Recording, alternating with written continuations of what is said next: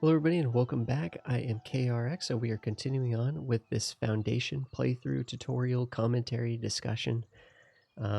Just, looking at the game, highlighting it in its current state in 2021. Now we do have a playlist link down below, and that'll get you to episode 1 if you're just joining us out of order here, and it'll help you find the episode after this in the series. So that'll be in the video description. But basically what we've done right now is we've built one copy of essentially every single sort of tier 1 building, like an initial building that you have unlocked at the beginning of the game. We are gathering berries, sending them to the granary, and then the granary is sending them to the marketplace, and then we're selling them to our people at the marketplace. The quest that it's telling us to work on is to promote villagers. However, you can only promote people at the first week of a month. So right now we're in month 2, week 2, day 2. I'm going to go up to speed 2 so that we can get to, the first of the month a little bit quicker. I'm going to look around a little. There is some stuff we could build right now regardless, though. It looks like the last quest that we completed had given us some things. So we can look and see, okay, we have the church. There you go. We really need to keep an eye on this. We don't want to blow by the week. That's something that also kind of bothers me a little bit. You can only promote people at the beginning of each month. Yeah, do you know how many times I'm like, okay, I got to promote people next month. And how many times I forget? Next thing you know, I look down there and it's week 2 again. It's like, oh, I just missed my opportunity to promote people. Like, technically, we had missed it when it was week 2, day 2, right? We barely just missed the opportunity to promote people for this quest, but we just weren't quite looking at that yet. And we're taking our time. We're taking our time. We're at equilibrium right now. Everything is all good. Everything is all good. Let's get a nice church. Let's get a nice church somewhere. In fact, we can actually build housing too. Housing, churches and housing. But let's start with a church. And where do we want it? This is kind of shaping up to be kind of an industrial area, right? Building, wood cutting. It does have the marketplace. Oh, it'd be cool to put the church like out here, but we don't have this tile unlocked yet, right? Can we actually unlock that tile if we wanted to? It would cost us 500 coins, and then it'd be 10 additional taxes per week. And it still wouldn't get us to the very tippy tip. So I think we're just going to get a nice small church somewhere. Maybe on the water. Fine. This will still look neat. Gonna have it hanging out under the water a bit.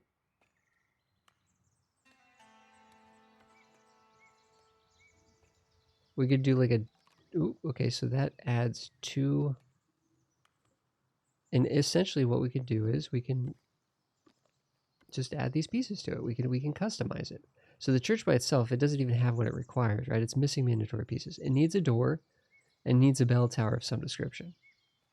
And right now we have the sort of wood tower, or we have the stone tower.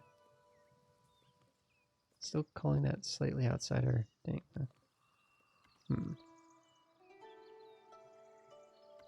I guess we could just put it on the front side and then it won't complain. That's a little bit goofy. That's a little goofy, I'm not gonna lie, but...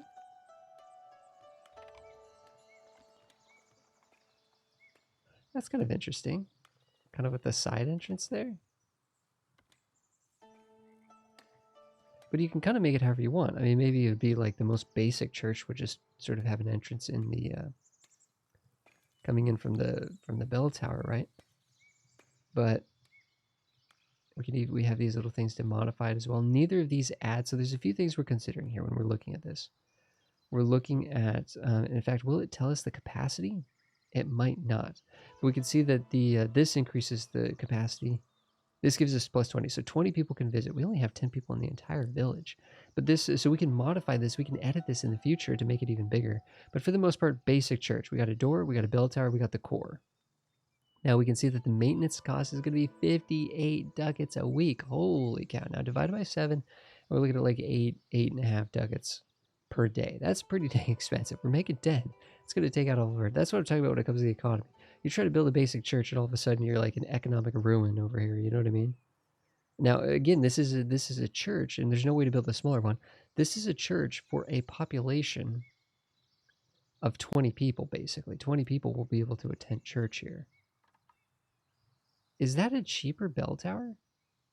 Oh, it actually adds less splendor. Okay. So we haven't actually talked about the splendor. The splendor is actually the way that you upgrade and unlock new things. Why is it, wait, why is this more expensive? Now it's saying 75. Hold on.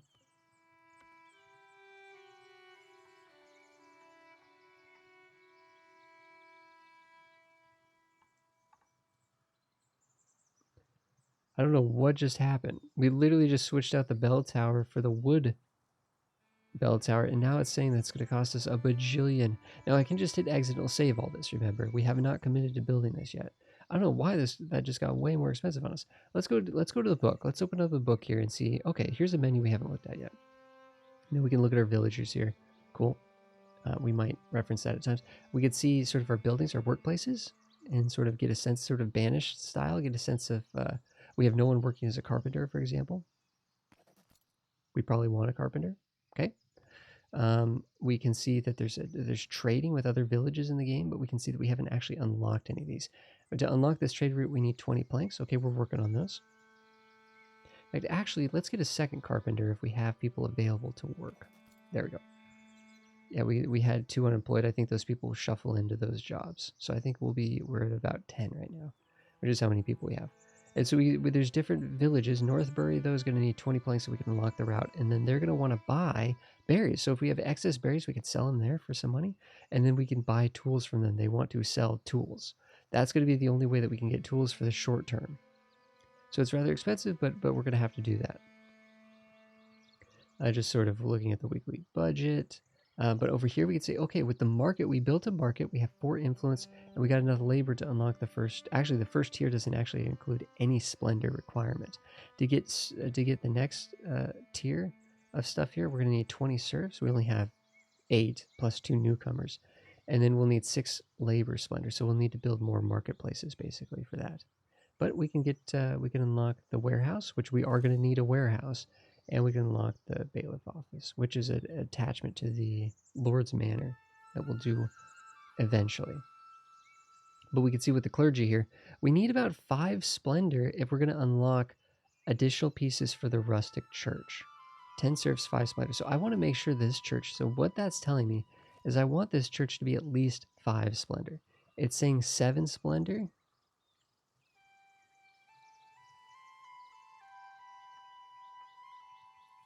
Ooh, wait, what? Now we're down to 58. So some kind of bug is going on here, right? It said we were at 70, 75. Then we raised this up and it's like, okay, 116. Then we raised it back down. Now we're back to 58. But you can see how these things are modular is the point. And the maintenance will change and the capacity should change, but it doesn't actually look like the capacity is changing in that case.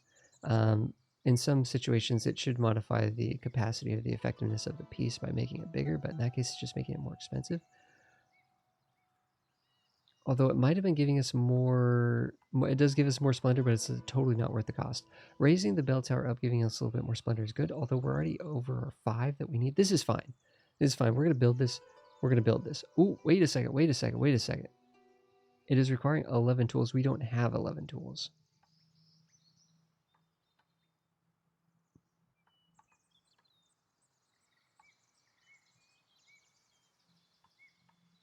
I don't know why that goes up to 77 if we go up, down. Some kind of bug here. Is this doorway requires a tool? Are you kidding me? Okay, let's build that doorway instead. Not nearly as nice. Looks a little goofy. That'll be fine. That'll be fine. Wait, no, that's saying that requires a tool too? They all require a tool. Well, that's kind of annoying. So they've effectively made it so that you have to get that. Okay, so the church, we're gonna build this, but it's gonna be a long time before this gets done. What we need is to build a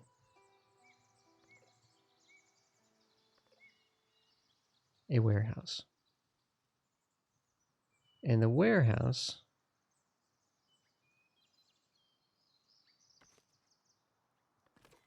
let's see if it said that as like a priority. However, we need to, so we need planks. We just need tons of planks. We need 15 planks for the warehouse. We need 20 planks for the and I don't remember that working out that way. The church literally conveniently requires one too many tools than you have access to. Like, am I crazy?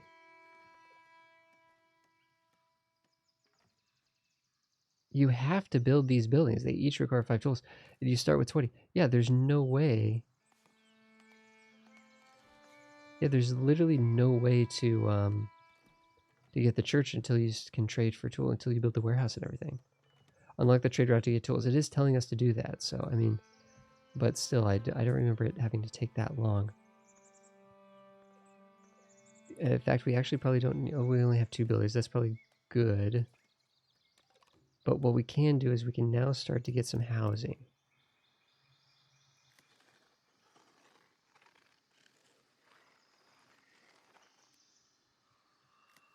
And the housing is zoned like SimCity or City Skylines, which is really cool. But it's organic. It's all gridless. So this is a housing plot. We've just zoned in housing, like we zone in extraction, and we can zone in reforestation. It's kind of neat. So why are we struggling to get planks? Okay, we have 9 planks right now. Good. Good. We have plenty of wood. So I'm going to try to get more. I want to get more people actually making. How much stone is this going to take? About 50. Quite a bit of stone. So really, honestly, we could probably go up to speed 3. Oh no! Okay, no resources to extract. That's fine. That's fine, actually. Let's go back. So it's warning us that there are no more trees in the allotted area. Let's carve a little bit more there. I want to keep a line of trees because that'll look nice. And let's carve. Let's do this, and then of course the forester will replant trees. I want to keep a little bit of a barrier here though between the food production and the sort of more industrialized area.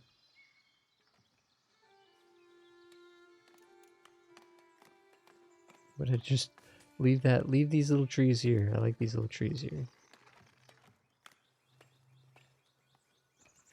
Right click to get rid of, left click to add extraction zone. So that's what's going on there. If you can see all the controls down here, but I think what is it? Control and middle mouse will let you get a bigger or smaller brush here. So yeah, but those controls are actually quite nice, and I've just gotten kind of used to them. I have actually played this game for about 100 hours at this point, just or maybe like 150 hours or something at this point, because we've come back and revisited on the Twitch channel a number of times. Plus, we played it when it came out, and usually we play it for 40-50 hours each time, make a nice big village and stuff. So we have plenty. It's just wood to build houses. So I knew this kind of intrinsically. We have some people that are asking for houses, basic wood for houses, no problem there. You can see the pathing actually. We don't have to make paths in this game. The villagers make their own paths by traveling around the village, which is pretty cool. In fact, it looks like they're actually trying to do a pathway here. So let's actually support them on that. Let's say, you know what, fine. You can have a little path through the woods. Let's do this, and we'll just chop a few trees right in there and make a little clearing on that path, so it'll be a little bit nicer. We are week 4, day 4, so we're about to be able to promote villagers here in a quick second. Now the other thing we can build in addition is the Lord's Manor. This is going to be a rather expensive building, but this will allow us to actually get more splendor for labor splendor. Is what it'll do. Plus, it'll actually let us increase the size of our treasury. So right now we only have capacity for 500 coins. I think this is kind of an annoying feature when you're constantly earning money, but you can't store the money that you're earning. But the Lord's Manor lets you expand that quite a bit. Well, as much as you want, based on how big the Lord's Manor gets. It's very expensive though to maintain, large monuments like that. So it's kind of like, well, you have to build it so that you can store more gold, But then if it costs a lot of money, you might be losing a lot more gold. It's one of those situations. So, honestly, when you get up to the cap, you kind of need to spend it or lose it, the money that you have. Now, it turns out there's nothing for us to spend it on because we're bottlenecked by resources at this point. We need planks. And right now we have a lot of planks. We got a lot of planks. So we need to store planks here. Oh, we need to store tools. Here we go. We're storing tools. And this will allow for us to, and we need to have one person working as a transporter. This will allow for us, let's just get the basics in here. By having tools assigned here, we're not producing tools, but by having tools assigned here, we'll actually be able to, ask for tools to be traded to our village. So we have 44 planks, or 27 now. Let's unlock this trade route while we have the planks available. We now have the North Bury trade route, so we need to set it. We need to go to the resource tab and actually say, hey, we need to buy tools. I want to buy tools up until I have about what the heck? It's gonna be expensive, but let's buy tools until we have 40. Let's store 40 on hand. So this little arrow says buy until the inventory reaches the value. So when a trader comes, they'll buy tools up to 40. When the North Bury trader comes, they just randomly sort of come every so often. So we're gonna buy. Now let's sell berries, sell above the value. If we get more than like 80 berries, let's sell. If we get more than like 80 planks, let's sell. What else are they willing to buy?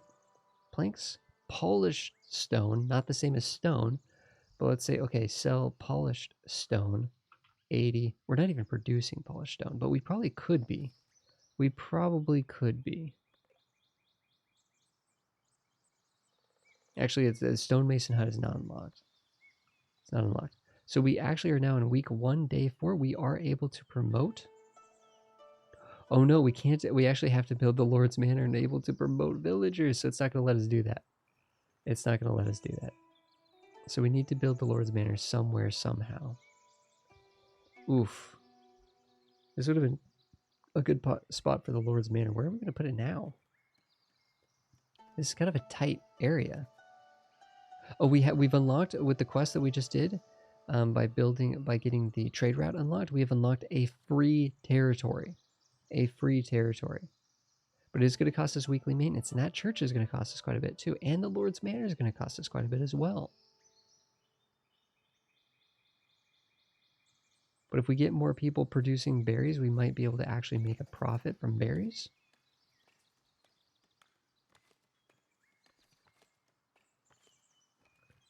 To kind of trying to keep things somewhat balanced here. I think this is the tile that we want to unlock. It's just a nice tile. It gets us out to this area here. It'll let us actually start to bridge across and start to take advantage of this beautiful island out here. This looks like a good place for Lord's Manor out here on the edge. So let's unlock that. That is going to start costing us 10 ducats a week, which is only going to be like 1.5. It's actually not that expensive. The first few, that's 25 per week. So they're going to, the maintenance taxation cost for having more land is going to go up, but we should be okay. Now the Lord's Manor is the next thing that we can build. I think we might actually wait a second for that because we can still get the church completed without the Lord's Manor. Yep, we have the tools we need now. Now we've lost a lot of money because of trade. So the tool guy came and sold us some tools, which is fine. So we can now get the church built. Between the church and the houses that we're building, we will be able to have everybody at 100% happiness. Because you can see here that the happiness right now, it's just comfort and service are the two things that it's not satisfied. So we're working on comfort by building more houses. We're working on service by building the church. Now, we're getting some people moving to town. Nice. From the one person who, I'm guessing this is meant to. So from the 2 people who were passing by, 2 people decided to join the village, but it's because it's one. It's grammatically kind of, it doesn't adjust there for singular.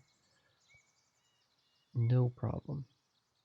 So people pass by, and they decided to join. So people are wanting to join our village because of high happiness. Happiness, the only thing happiness really does is not a very important number. The only thing this does is if people are unhappy, they might leave the village. If they're happy, people will be trying to move to the village, right? And the people that live in the village won't leave. That's all it is. It's just like in City Skylines or SimCity or something. It controls immigration and emigration.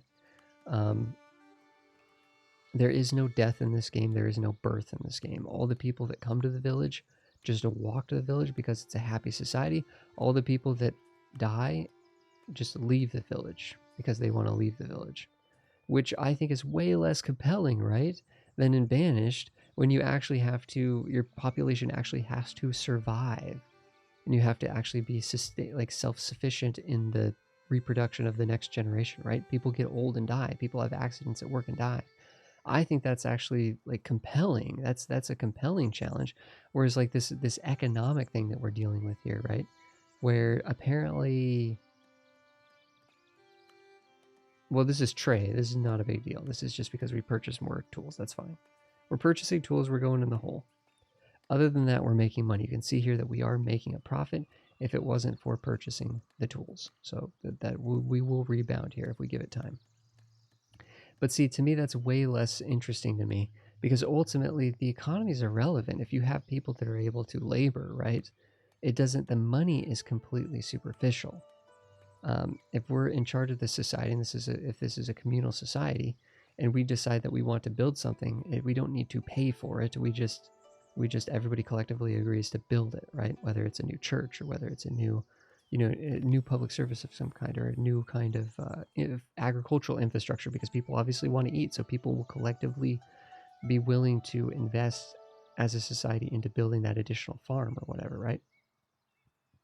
So at the money thing, the fact that you end up winning and quote unquote winning and losing this game based on getting into a money pit, a money hole, is just disingenuous, I think, to the actual society that you build in this game. Where Banished, it makes sense that there is no money, right? There is trading, there's bartering, which also makes sense. But for the most part, people's ability to continue on is literally tied to their ability to survive, to literally survive, and to create a new generation of people via birthing new citizens and stuff to the society.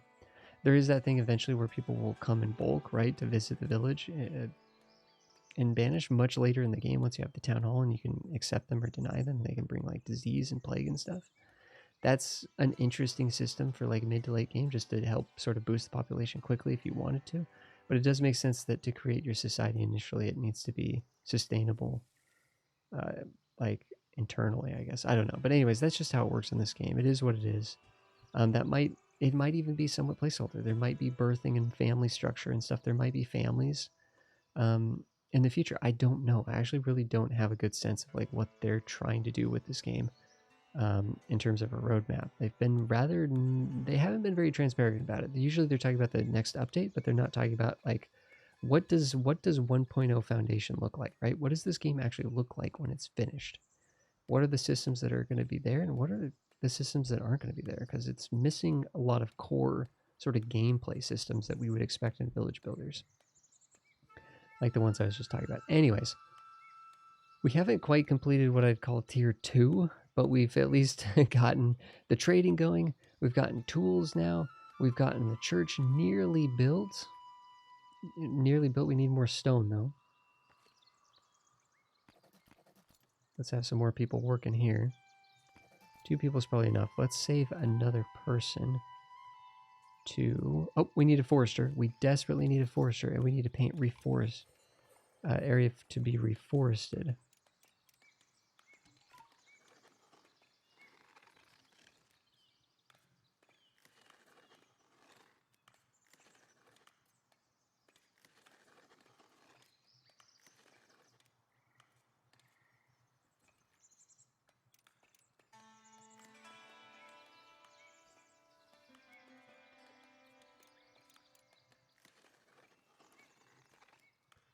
Okay, so unfortunately we were kind of running out of wood, but hopefully you can see that the trees are being quickly planted, which is great. Guys, thanks everybody for hanging out for episode 2. We've expanded our territory. We've looked at that. We've got the church nearly built. We've built some housing. We've looked at zoning for that. We're talking about reforestry. We've got the stockpile operating. We're doing trade. There's another number of things that we have going now that we didn't in the last episode. We are If it wasn't for trade, we'd be making money, which is pretty cool. We have quite a bit more people moving into the village. And we're off to the races here, in a sense. So we will continue with this village in the next episode and hopefully complete the church, build the Lord's Manor, do a number of things, and move into sort of like the tier 2, tier 3 sort of stage of progression in this village builder in the next episode. Guys, thanks everybody for being here. Comments down below will get read and responded to. And if you guys need to find the next episode, the playlist link is in the video description.